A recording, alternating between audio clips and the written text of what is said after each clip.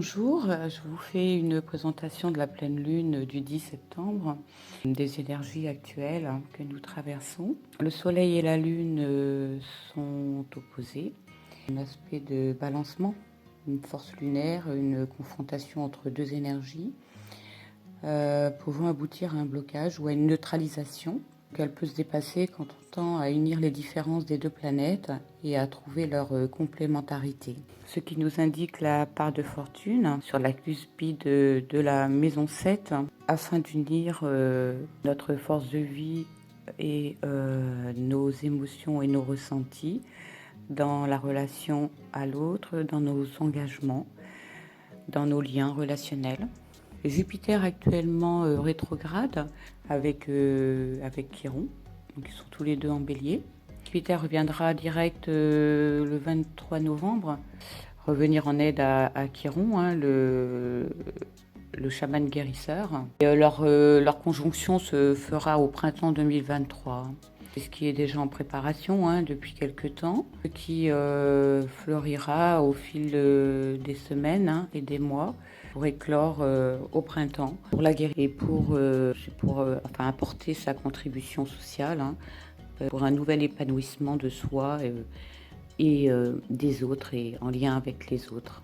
Cette pleine lune, c'est une prise de conscience pour finaliser ce qui reste à changer dans nos vies, en lien avec notre destinée, notre objectif en maison 10, dans le signe de la Vierge.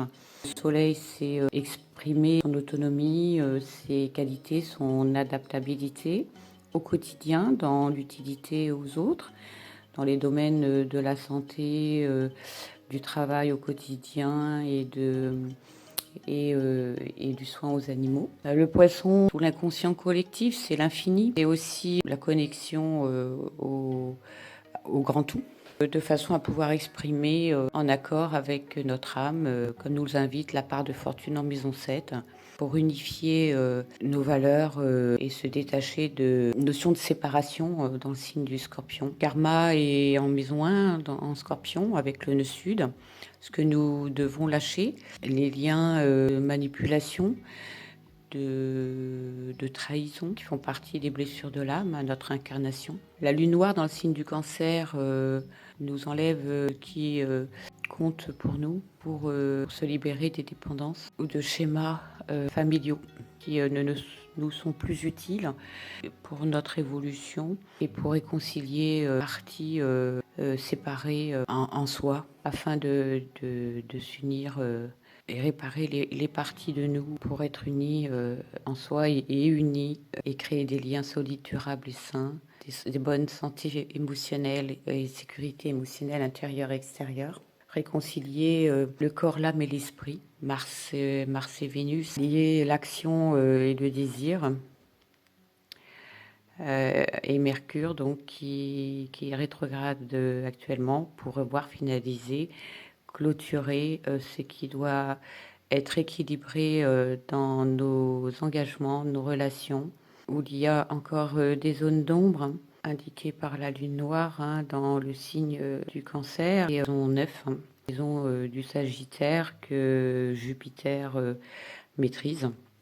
Donc concernant nos possessions, nos acquis, nos ressources, Jupiter est là pour protéger le bélier et pour faire appliquer les règles et équilibrer qui peut encore être divisé. Saturne freine encore, puisque là, on est dans le dernier, la troisième quadrature avec Uranus. Éclipses aussi qui vont arriver.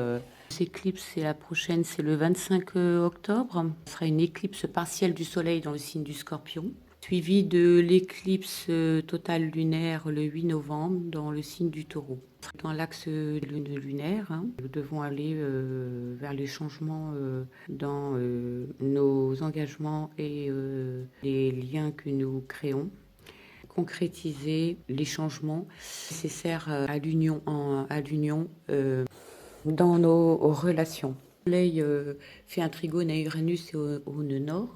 Les énergies qui aident pour vraiment accorder la volonté avec le changement et se débarrasser de tout ce qui ne nous sert plus du passé, qui est devenu toxique et qui ne permet plus d'évoluer, souvent basé sur des fausses croyances, hein. Et voilà, donc ça permet d'avoir la force d'oser croire en soi pour aller vers ce qui nous convient mieux pour notre évolution. L'astéroïde Karma, donc dans le signe du Scorpion, à toute fin d'ailleurs du signe du Scorpion, et fait un sextile au point de passion et à Pluton, donc à la fin du Capricorne. Et le point de passion est carrément tout au début du signe du Verseau dans la maison 3. Donc cet aspect indique un potentiel à réaliser, à faire grandir, hein, dans les domaines liés aux maisons en jeu, soit dans son environnement de proximité et dans les échanges de communication avec la fratrie, les relations de proximité et les petits déplacements. Karma fait aussi un quintile avec le soleil en maison 10, notre destinée, hein, l'objectif à atteindre. Alors, le quintile, ça révèle un don, un talent caché.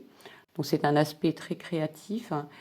Et dans les maisons dans lesquelles se réalise l'aspect, donc 1, 10, donne le meilleur de soi. Donc il porte un savoir-faire et un savoir, et ce savoir peut être transmis et communiqué. Mercure en balance en maison 11 permet, donc en septile avec karma, il y a une forme d'originalité.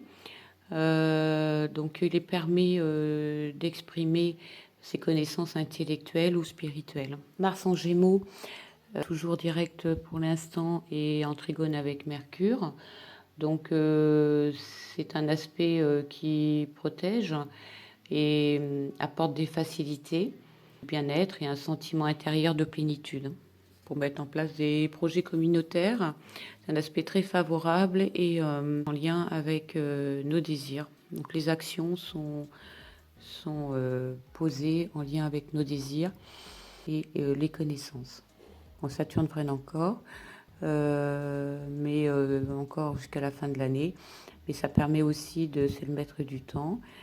Ça permet aussi de structurer les changements que nous souhaitons mettre en place et pour modifier nos existences, procéder à la construction de bases solides et durables. Les actions qui ont été posées vers le printemps, voire le début d'année 2022, au moment de la conjonction de Jupiter et Neptune en Poisson, vont pouvoir se finaliser sur la fin de l'année, car Jupiter revient dans le signe du Poisson afin de finaliser ce qui a été initié au printemps. Chiron dans le signe du Bélier, eh bien, c'est guérir la blessure identitaire, hein, d'identité du Bélier en chacun de nous.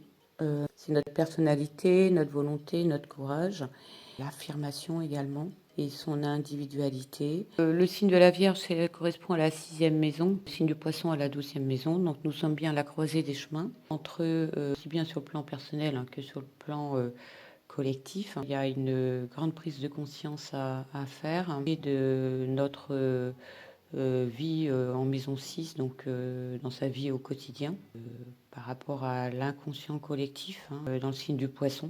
Lune et Neptune, hein. Puis l'humanité, hein. Donc d'être conscient de ce qu'on doit laisser pour pouvoir avancer et puis aussi pouvoir vivre en équilibre avec nos valeurs, hein, en se libérant des illusions et de croyances erronées. Le mois de septembre nous demande une prise de conscience, notre obligation de faire face à nos responsabilités, mise en matière, mise en lumière des choses, voir, comprendre ce qui se joue en réalité derrière les illusions. En fait, il y a des tensions puisque Vénus est en carré avec Mars, carré avec Karma, opposé à Nessus en Poisson en maison 4. Il y a une notion de trahison, hein, de mensonge.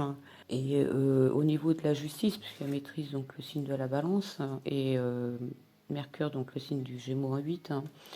Et donc la Balance, il y a du retard, hein, ça peut être au niveau de la justice. Hein. Comme si la justice entretenait une certaine tension. Et Mars carré à Neptune, une tension face à un phénomène d'illusion. Et on peut se rendre compte que c'est mensonger, hein, étatique. Et puis la lune noire en maison 9 peut nous amener aussi sens pour révéler la vérité. Alors, les prises de conscience, hein, vont être de plus en plus fortes. Donc il faut se déterminer avec ce qu'on souhaite, créer, réaliser, se positionner voilà, de façon cohérente, hein, pour ce qu'il y a de plus positif pour soi et puis en pleine conscience. Voilà, et bien écoutez, je vous souhaite une très belle pleine lune, hein, qui a commencé, mais qui bien sûr va évoluer au fil des jours. Je vous dis à bientôt.